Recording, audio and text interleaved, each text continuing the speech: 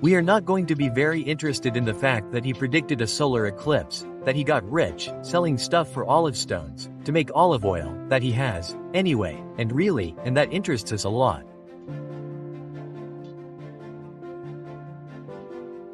Nor is the so-called theorem whose authorship is super controversial. We are going to be interested in what he considered the foundation of everything, that which is behind everything. And for Thales, what is behind everything is water. So, we had already said, if you have ice, steam, there is water behind it, right? But for Thales, it is everything, right? Part of the water, everything, everything, everything, everything, right? So, there is something in common in all the units of reality in the universe. And that is the arche, right? The arche from which it comes is that which keeps the thing being what it is. And we can also say what is obvious, it is where everything returns to, right? It is where everything returns to.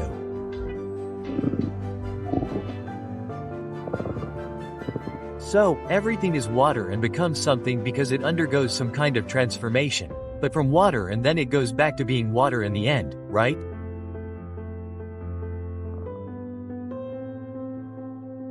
When it disintegrates, when it decomposes. So let's talk about Anaximander. And I think Anaximander is incredible because Anaximander is a great scientist, right?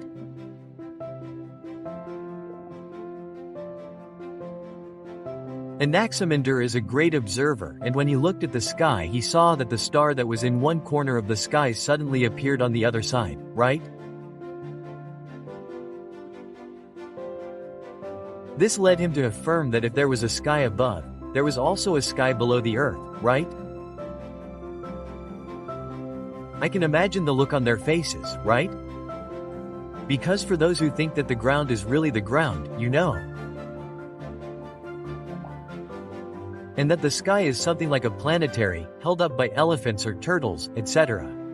For those who think like that, Ava, you saying that there is a sky below is very crazy, it's very disruptive. It's very impressive, it's very, right?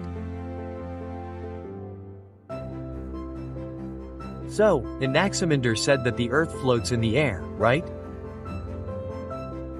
It floats in the air. Wow, it's very, very, very impressive. He suggests that the earth has a more cylindrical shape, right?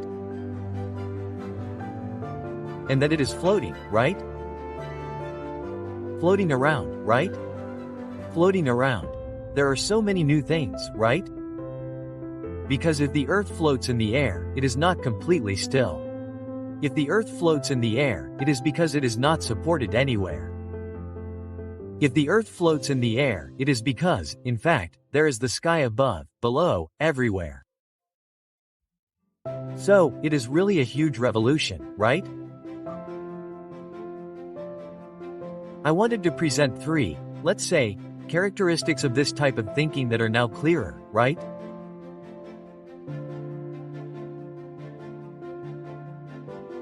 And they are 3 swear words, but they can quickly be converted to our friends, right? So, the Ionian thought, right, is considered a monist thought. Monist, the word monism has ism, right, but it has mono, right? And this mono means one, right? But one what? That is the question that any, right, 2 neurons in friction would ask. One what? So the idea is that they are monists in the following sense. Of course, the world is made up of a lot of different things. The world is varied, multiple, right? So that's all right. Anyone can see that by looking ahead, right? So the question still stands, right? Because if everything is multiple in the world, right? Why are they considered monists, right? That's the point, right?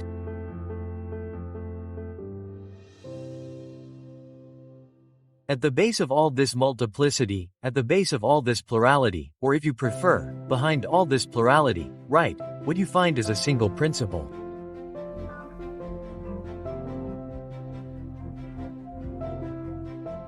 Or if you prefer, it's a single thing that supports everything, it's a single thing that gives life to everything. The things that exist in the world are particular ways of organizing a single thing.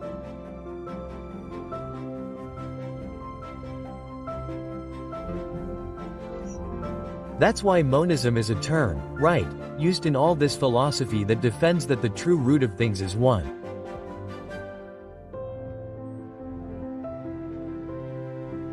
The idea is that the principle is one. So that's the idea, right? That's why monism, right? See, for example, how Thales, right? Everything, in the end, comes from water, returns to water and is made of water.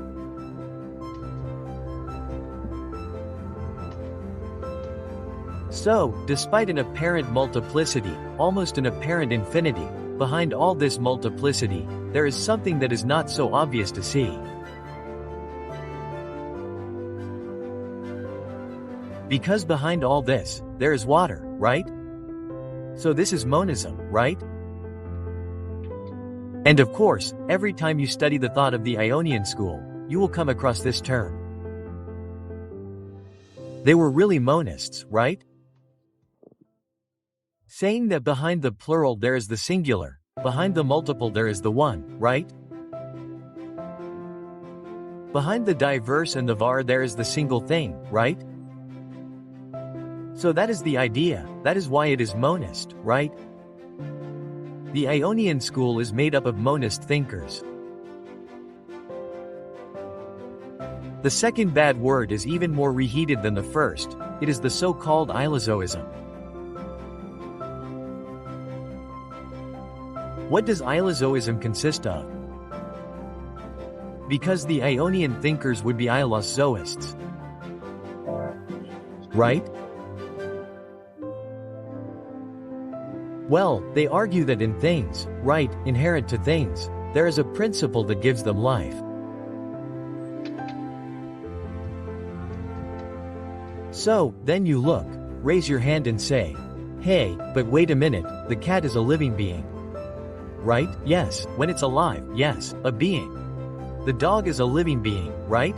Right. Plants are also living beings, right? Right. We are also living beings, right? Right. But not a table. Not a chair, right? Not a table, right? Or a sink, not a blender. Not a lamp. Not a bed. Sorry, but this is one of the first things we learn in school. You have animate beings and inanimate beings, right? And life is inherent to animate beings, right? Inanimate beings are beings that have no life, right? So I didn't understand these Ilozoists there. Well, then I'm going to tell you the truth, so you don't accuse me of not having understood, right? For the so-called illusionist thinking, right? What we call matter, right? It is never truly inanimate matter.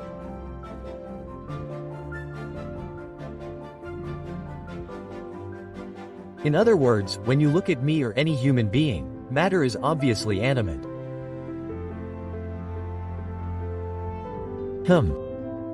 So, the question is, the problem is not in my case, the problem is in the bed, in the table? So, what do the philosophers of the Ionian school think?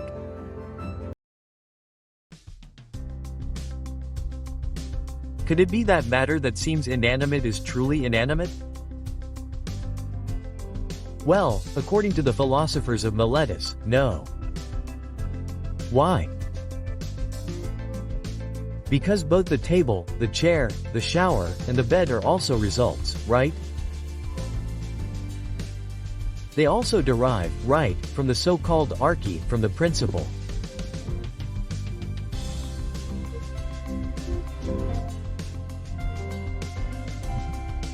And if that arche is the generating and conserving principle of things, from where things come, what keeps them as they are and where they go, that is, what gives life to things, then, within each thing, there is a trace of that arche. There is a one, it is not one, a hard core of arche that makes anything vital.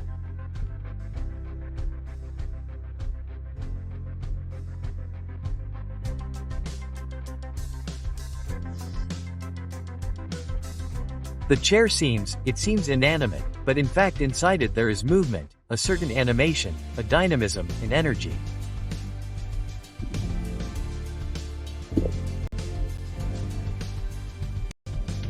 Well, my friend, you have learned that your chair is made of atoms and learned that atoms do not stay still and that inside atoms there are electrons, which never stop spinning. Well, if life has to do with movement, how come it can't, right?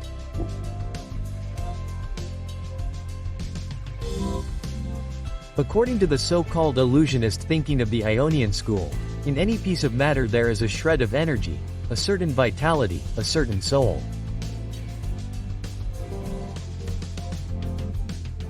Okay? So, we could say that for this type of illusionist thinking, there is nothing in the universe completely devoid of a certain type of life. Isn't that cool? It's really cool. It's really cool.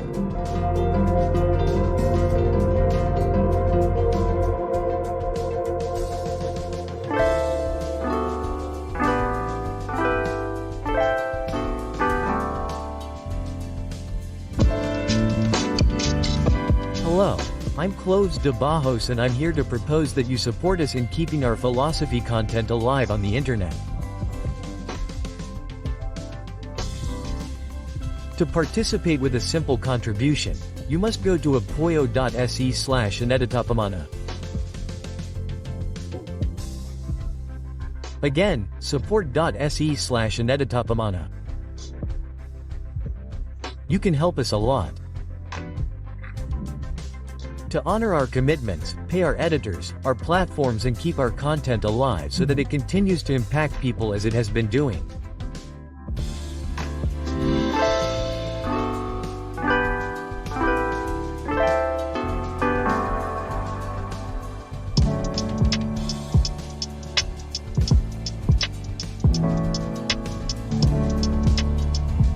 And the third word, the first is monism, the second is illusionism, the third word is pantheism. And what does pantheism mean? It means, taking the word in its most crude meaning, pantheism means everything is God, right?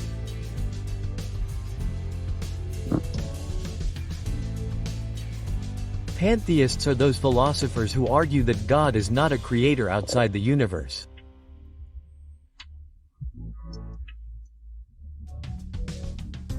He is not something external to the world, external to things, but God is confused with the world. God is confused with the things of the world. God is the things of the world. God is not found elsewhere, planning his work from outside. No, God is the world. The world is divine. So you can imagine the Ionian philosophers, they were monists, illusionists and pantheists.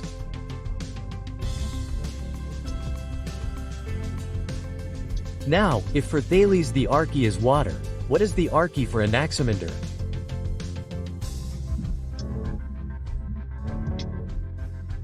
And here I wanted to tell you that here you have a very interesting element, right? Because they thought, the Greeks, that there were 4 elements in nature, right? Earth, water, air and fire. And Anaximander thought, the arche cannot be one of these 4 elements. I said, otherwise, what do I do with the other 3, right? I need to find something that can also be present in these 4 elements. So, Anaximander will say that the arche, the principle, is a certain appearance. And this apeiron would have two more fundamental characteristics. It would be infinite and it would be indeterminate. Let's try to understand this apeiron the way I like to explain it, because I think it's really cool to explain it that way, right?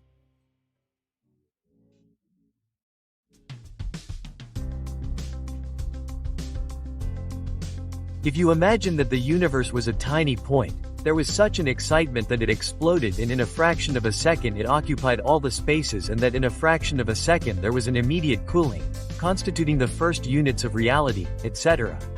And so on, right?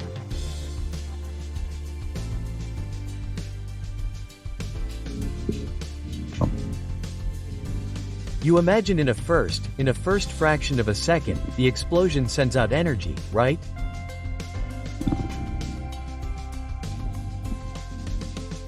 There was nothing visible, nothing individualized, nothing singular.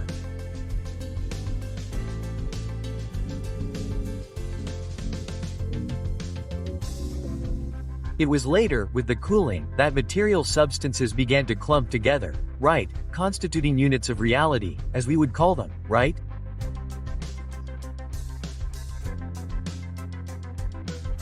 So, look, in fact, right, at first, what do you have? You have energy, right? So, this energy can potentially generate things, but at first, nothing has happened yet, right? So, I always like to give the example of a soup, right, where you have chayote, kale, flowers and so on, and then you blend everything in the blender. What happens after you blend it in the blender? There is no way to identify in that cream what was chayote, what was cauliflower, what was, right, what was scallion, what was, there is no way, because now it has become just one cream. It is determined. It is indeterminate. So, if you go in the opposite direction, starting from the cream and rewinding the film, you go back from the cream to the vegetables that you put in the blender. So, that's more or less the idea, right? In the beginning, everything was indeterminate, and little by little, individual realities began to emerge, right? Distinct realities, right? That could be distinguished, right? But before that, there was a general, indistinct cream that is behind everything that exists. The indeterminate, indistinct apeiron, right, and infinite too.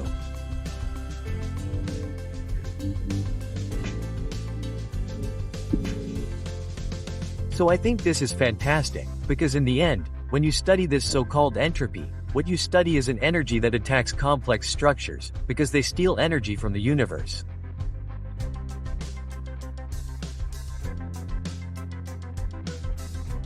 And the universe, it doesn't want ready-made complex structures. The universe wants possibilities, probabilities, because it also seeks its maximum power. And these units of reality mutilate, they fragment, they divide. There is the universe. The universe wants to rescue its original status of possibilities of maximum power. So, the force of entropy, right, is a force of destruction of the complex structures of reality.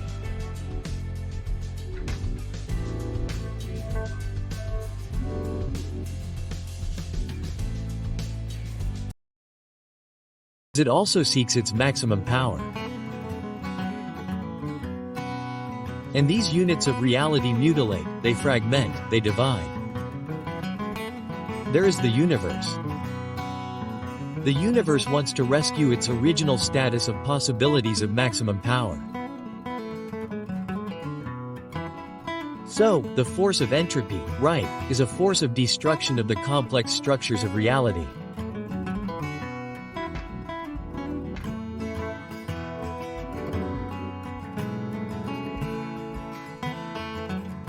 Well, in the sense of the apeiron, right, that is, from the apeiron things emerged and things ceased to exist.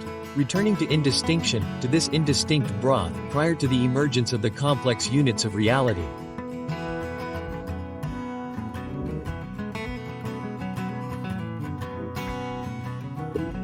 Imagine the ocean. Suddenly, forces act on the ocean and create a wave. The wave is a more complex structure, and the wave, therefore, will be the victim of an entropic action. And what will happen to the wave is that it will return to being the indistinct ocean. The wave that gained distinction for a few seconds will return to the ocean. It will return to being indistinct. So I really wanted you to take into account the idea of appearing, to take into account the idea that Anaximander was a great revolutionary in science. And I just said that here. The Ionian school says that for Axamine, Arachne is air, right? Arachne is air. Axamine actually seeks to find a compromise solution between these and Anaximander, right? A compromise solution. And the compromise solution found by Anaximander is to return to one of the four elements. Only it is no longer water, it is air. But of course, betting on a certain indeterminacy. This indeterminacy that AR helps to reinforce a lot, right?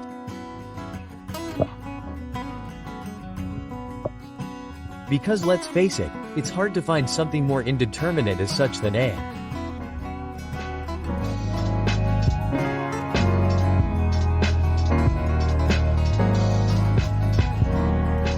Well, my friends, we've come this far. And you won't miss it because next Tuesday I'll be starting the Pythagorean school. I'll be starting Pythagoras of Samo, and I'll be starting Philolaus, right, and the Pythagoreans in general.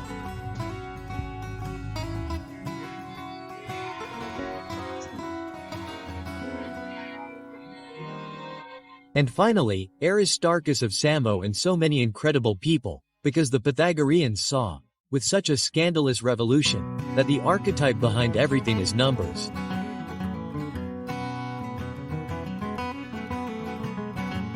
Now let's be clear, what they understood by numbers is not exactly what we understand by numbers. The Arabic numerals that we use didn't exist yet. The Romans didn't either. And so, what the Pythagoreans called numbers were points in space. They were geometric figures, so it will be easier to understand why everything in reality has numbers as a support point. They are, basically, geometric figures. The points are little balls that can be joined by a straight line. They can form a triangle, a square, a cube, a one, in short, a cone, a pyramid.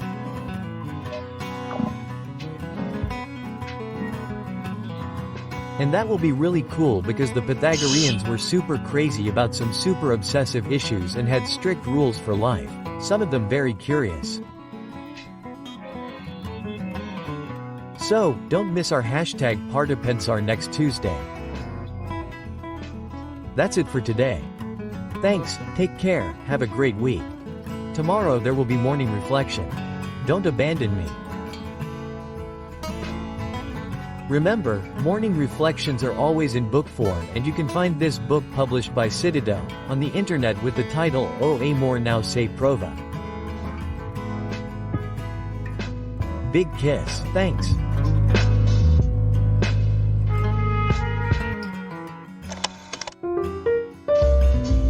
This content was brought to you by the Ethics Space, the official press office of Cloves de Barros.